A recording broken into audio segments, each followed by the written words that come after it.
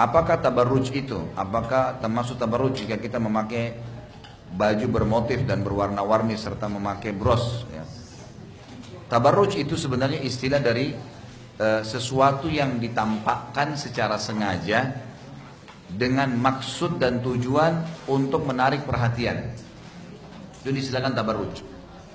Jadi misal dalam Islam itu kita dilarang memakai baju syuhrah. Pernah saya jelasin.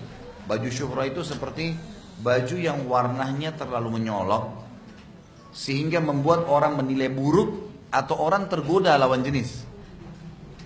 Warna yang terlalu memang menyolok sekali. Akhirnya pastilah lawan jenis kalau lihat menarik perhatian dia. Atau orang menilai buruk. Kok gitu ya? Ya, itu syuhrah namanya. Itu dilarang, nggak boleh. Kan gitu. Kemudian juga masuk dalam tabarruj. Ini yang pertama ya, menggunakan baju syuhrah. Masuk dalam tabarruj adalah kalau seseorang itu menggunakan baju yang membentuk tubuh. Walaupun berpakaian. Seperti sabda Nabi SAW, ada dua golongan ahli neraka yang belum saya lihat, gitu ya. Yang pertama adalah utusan pemimpin tertentu yang membawa pecut-pecut kuda yang mencambuk orang. Ini maksudnya kayak kita sekarang mungkin polisi atau aparat keamanan pemerintah tertentu yang sengaja mencambuk-cambuk orang, gitu kan, untuk menarik sesuatu yang tidak wajib bagi mereka. Yang kedua adalah wanita yang berpakaian tapi telanjang, yang berlenggak-lenggok, kata Nabi SAW, sampai kepala mereka seperti punuk unta. Mereka tidak akan mencium bau surga dan masuk ke dalamnya. Jadi ada penyampaian tentang masalah itu ya.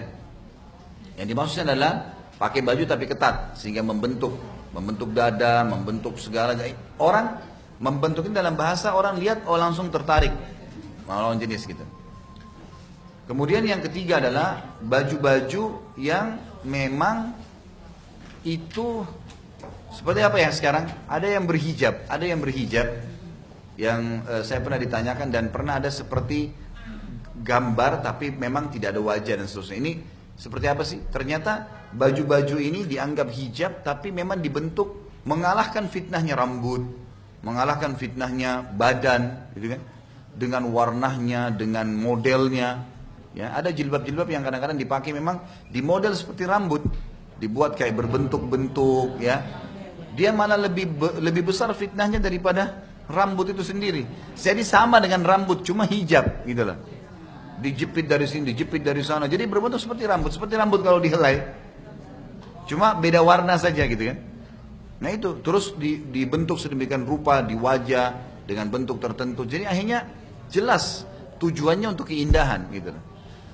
Sementara pakaian itu diperintahkan dalam Islam memang untuk menutupi aurat. Tujuannya untuk menutup aurat, gitu kan? Menutup aurat. Masalah kasuistik, warna-warni, bintik-bintik atau apa ini memang ya tergantung dia masuk syuhrah enggak. Misal gini, teman-teman di Afrika itu memang sudah terbiasa dengan pakaian warna-warni. Emang begitu, pakaian mereka memang begitu.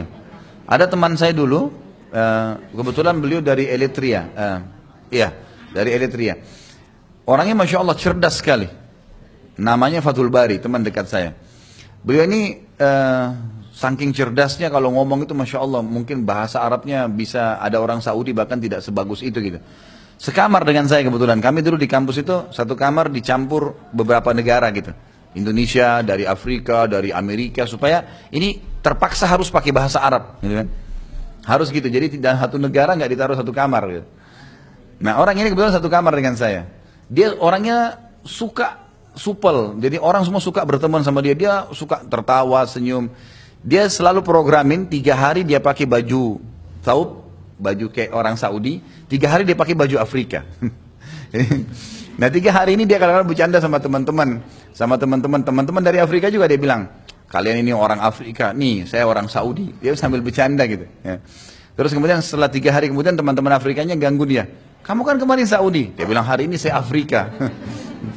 Jadi bajunya dia tuh kuning hitam, Terus nyala. Emang pakaian itu pakaian negara, bagi mereka di negaranya itu bukan aib. Sama kalau kita Indonesia batik ya. Itu batik kalau orang Saudi atau orang Timur Tengah aneh tuh. Laki-laki pakai ada kembang-kembang gitu kan. Kesannya begitu ya. Itu aneh bagi mereka, kok ada baju begini nih gitu. Baju koko. Saya waktu pertama pakai baju koko dulu pas balik dari Saudi, kemudian beli baju koko Indonesia kan mulai ada banyak bordir-bordir gitu. Saya pakai ceramah biasa, kita Indonesia kan biasa, baju koko ada bordirnya itu biasa. Begitu saya umroh, saya pernah pakai. Biasanya kan saya pakai thawb kalau di sana ya. Saya pernah pakai. Teman-teman saya ini ketemu saya. Ya Khalid, baju apa yang pakai ini? Baju apa kamu pakai ini gitu? Kok aneh gitu ada kembang-kembang. Saya bilang ini bukan kembang, ini bordir. Bilang ini aib. Aib bagi mereka itu. Dianggap aneh. Jadi ada memang begitu ya. Nah, tergantung kondisi, situasi. Karena kalau kita misalnya di Indonesia batik itu baju terhormat, kan itu. Orang kalau batik itu kan berwibawa gitu ya, acara-acara resmi. Nah itu kalau di Indonesia itu dianggap positif, berarti dia bukan baju syuhrah. Tapi kalau kita pakai di satu negara kita dianggap nggak bagus, dinilai negatif, gitu. Itu berarti jangan dipakai. Dia menjadi baju syuhrah di tempat itu, tidak syuhrah di tempat ini, gitu kan? Sesuai dengan keadaan. Gitu. Kalau kita lihat musim haji, memang jilbabnya ibu-ibu dari Afrika ini memang warna-warni, gitu kan? Tentu amannya adalah ibu-ibu muslimah kayak kita di Indonesia ini kan kita bebas beli baju apa saja, tidak ada baju khusus ya. Maka makin bajunya hindari dari corak-corak maka jauh lebih bagus, jauh lebih aman dari syuhrah, jauh lebih aman. Ini Allahu a'lam yang saya tahu.